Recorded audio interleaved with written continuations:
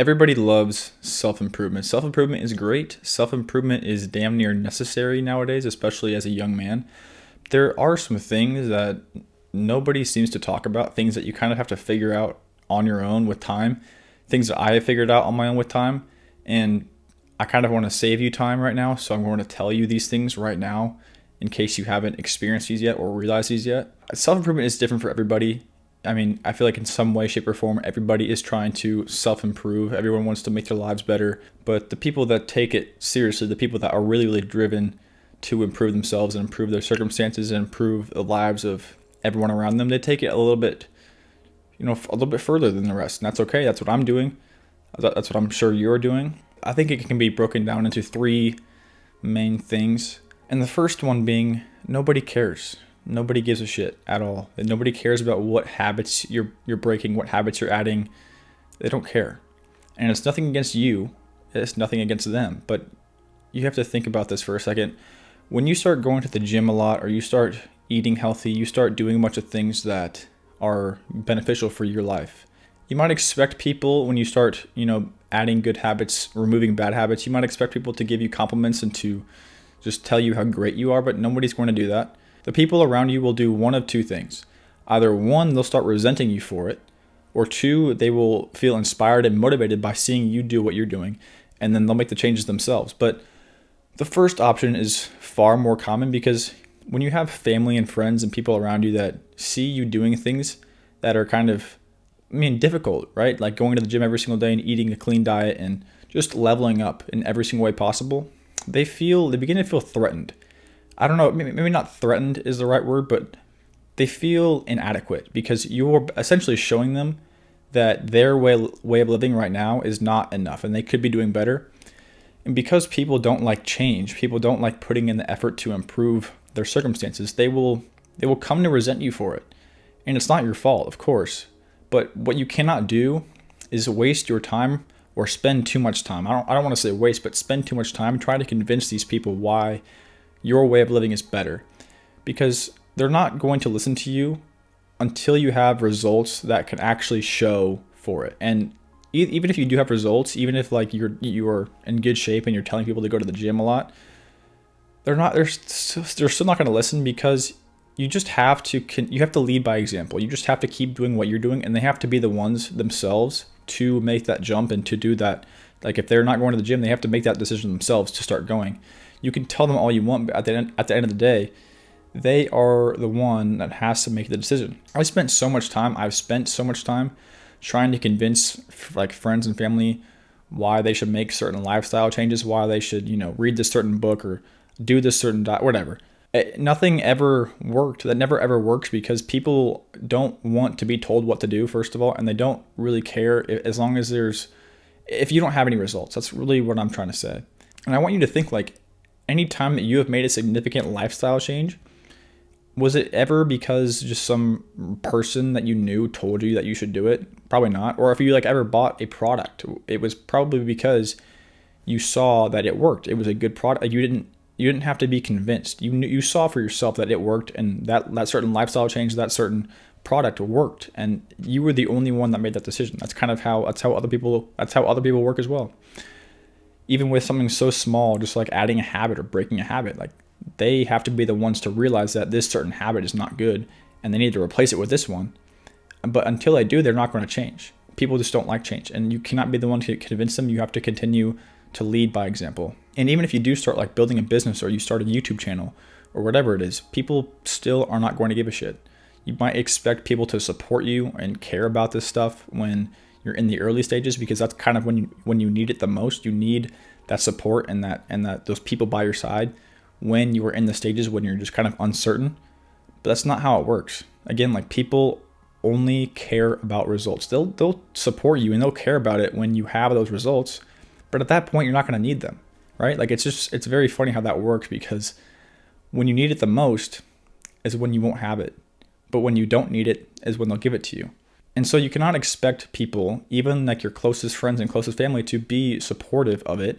But honestly, it doesn't even matter, because the only approval you need, the only decisions that are made are your own. You don't have to listen to what everyone else says about what you're doing. you just have to understand that until you have those results, you are going to be the only one that cares.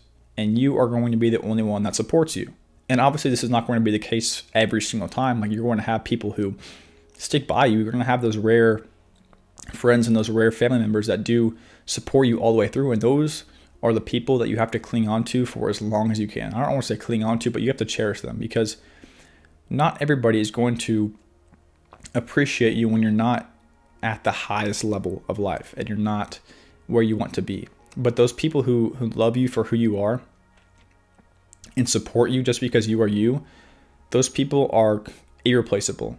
And you have to always be grateful for them, because majority of people, again, like, they're not going to support you like they will. They're just not.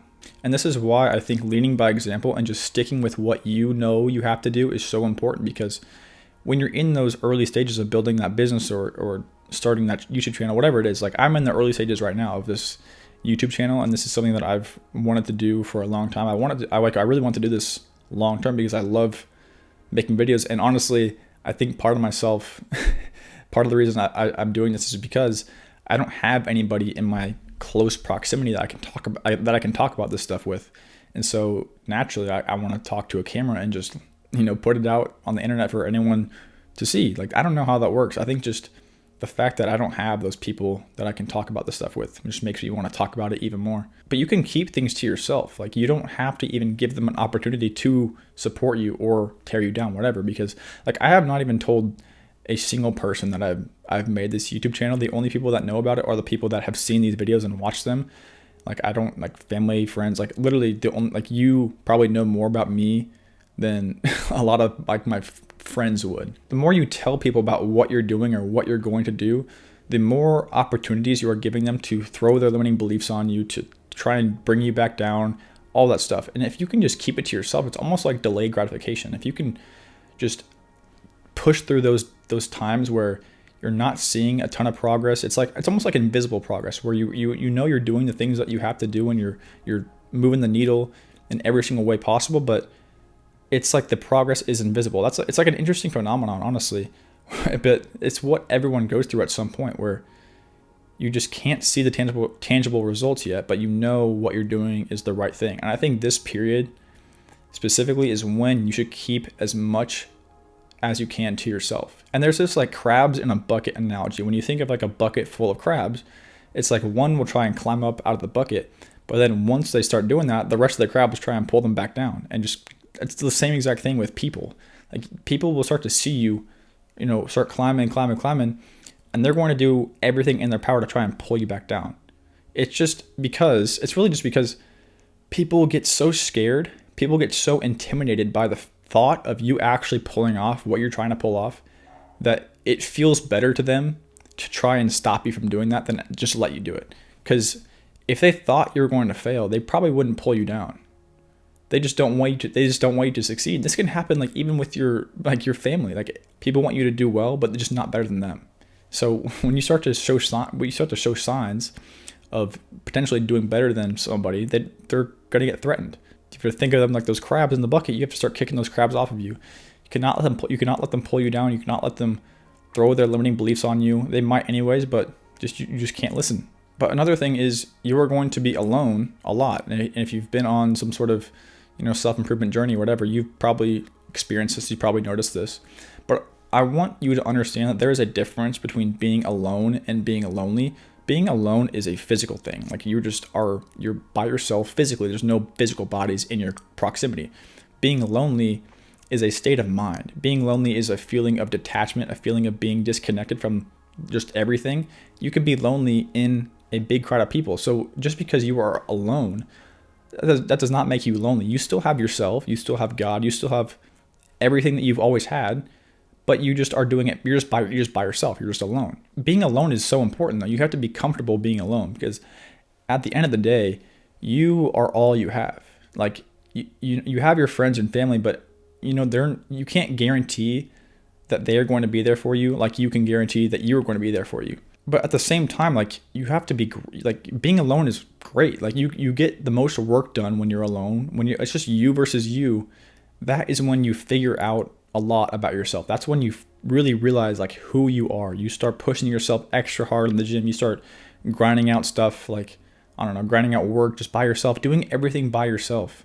And obviously, like, you have to have people in your life. I think it's important to at least find a place, like maybe in your hometown or just somewhere that you can call like your home turf. Like, it can be just like a gym or any place where you can just, you know the people there and you can talk to them, because I think having somewhere to go like that where you just can talk to people and have those human interactions, it's so important. Because I've always noticed when I don't talk to anybody, because I will be alone a lot. Like, I'm alone as much as I possibly can be. But when I do that for too long, when I'm just alone like for a while and I don't talk to anybody, like I start feeling a little bit off, because we're all meant to be, we're meant to communicate with each other. We're meant to have those human interactions. I think those are so special. So, but again, those human interactions are so important, because if you are alone all the time and you're never around other people, you might start to feel lonely because you feel disconnected from the outside world. You might feel like you just don't have anybody to talk to, or you feel disconnected. And so you can be alone and do those things that you have to do, put in the work and grind, whatever you want to call it. But then have those times where you can go and socialize and talk to people, because that's what we're meant to do. And you don't want to go too long just being in a cave, and like that's great. That's what you want to do when you're really trying to move the needle and go towards what you're trying to go towards, like your goals and your dreams, whatever. But make time to socialize and have those human interactions, because they are so important, and they will, I guarantee you're going to feel so much better. If you feel a little bit off, when you're on this, like, if you're like in a monk mode, whatever you want to call it, go and just like talk to people, talk to some strangers. Like, it might feel uncomfortable, but why not? Like, it'll make you feel better. You can go to like a restaurant or any like store, just like talk to the employees. Like, most of them honestly are, because I've worked in a like restaurant and a store, like most of these employees are completely robotic. They're automated human beings. Like, they just are so zombified by the monotony of their routine that they're not even thinking. You can go into a store or a restaurant and just be like, hey, yo, what's up? Like, I like your shoes. They'll snap out of a trance. Like, you'll see it in like real time. It's the best thing you can do, because you're going to make their day, and you're going to be doing the highest ROI activity possible, which is conscious human interaction. But then the last thing I want to talk about is the fact that you're going to be holding yourself to a much higher standard than pretty much everybody else will. And you might be like, how is this a bad thing? It's not a bad thing, but it can be if you let it be, because you're going to start, you add those good habits, you remove the bad habits, you have a checklist of things you have to do every single day. And this is good. This is discipline. This is what you want.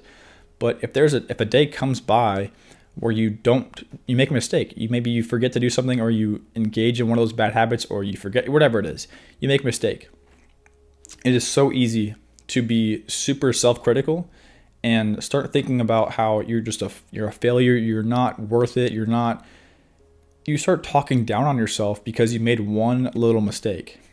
And I'm not here to say that you should not be disciplined and you should not maintain, like, that is not what I'm saying. Maintain that discipline, but understand that you are not going to be perfect 100% of the time. Nobody's perfect. No human being is perfect. You made a mistake. You fell off track for a second. Like, it happens. Again, like, we're not perfect. Human beings are not perfect. It's a really, really tough line to ride, because you want to be disciplined. You want to maintain that discipline. But then when you mess up, you cannot let it be the end of the world, because you cannot change the past, first of all. So when you make a mistake, even if you know that you made a bad decision, you cannot make it a humongous deal. You have to understand why you did that. Like, why did you feel the impulse to do that bad habit, or whatever it was, whatever mistake you made. But then just make a promise to yourself, the next time you get in that situation, just don't do it. And sometimes these mistakes will be just innocent, and you might be thinking in the moment that you're doing the right thing, but then later you reflect on it and you think, oh no, I shouldn't have done that. That's the point. Like, that's the point of life. You learn from those things, right? Every single situation, every single piece of success, every single mistake you make, you can learn from. You can literally learn from absolutely anything. And you just don't beat yourself up over those things. I don't care. Even like the successes that you have, don't get too high. You gotta make, it's a balance between, appreciating what you do to move the needle forward, but then also not getting too upset when you move the needle backward a little bit. But like, I was so caught up and so focused on this discipline that I was trying to maintain, that every single time I made a mistake, it would just feel like the end of the world. I would punish myself relentlessly. I would just get so flustered and so mad at myself that it almost like the next like couple days would be, I would feel off because all I would do is just think about that mistake and think, and just, it would just take over my mind. But I know for a fact that I could have made so much more progress. I could have been so much, my quality of life would have been much better if I could just understand that I can take that mistake and learn from it, and just make a promise to myself that if I get in that situation again where I'm faced with a good decision that I know is a good decision and a bad decision that I know is a bad decision, I'm gonna make the good one. That's just what you have to do. That's just how you learn. If you beat yourself up every single time you make a mistake, you'd be beating yourself up every single day, or at least I would. I mean, we all make mistakes. We all have failures. We're not perfect. All right. You just cannot, it's just balancing that line and riding that line between discipline and self-acceptance. You have to accept yourself for who you are. Accept the fact that you're not going to be perfect. You want to get as close as you can to perfection, obviously, but the reality of the situation is nobody's perfect. So don't expect yourself to be. But that's all I got for you today. I hope this kind of, shifted your perspective a little bit, or, at least I hope you can keep some of these things in the back of your mind. So whenever you come up in a situation where some of these things are relevant, you'll know what it is and you'll kind of understand it better. But if you have any questions or comments, feel free to leave those in the comments below. But until next time, peace out.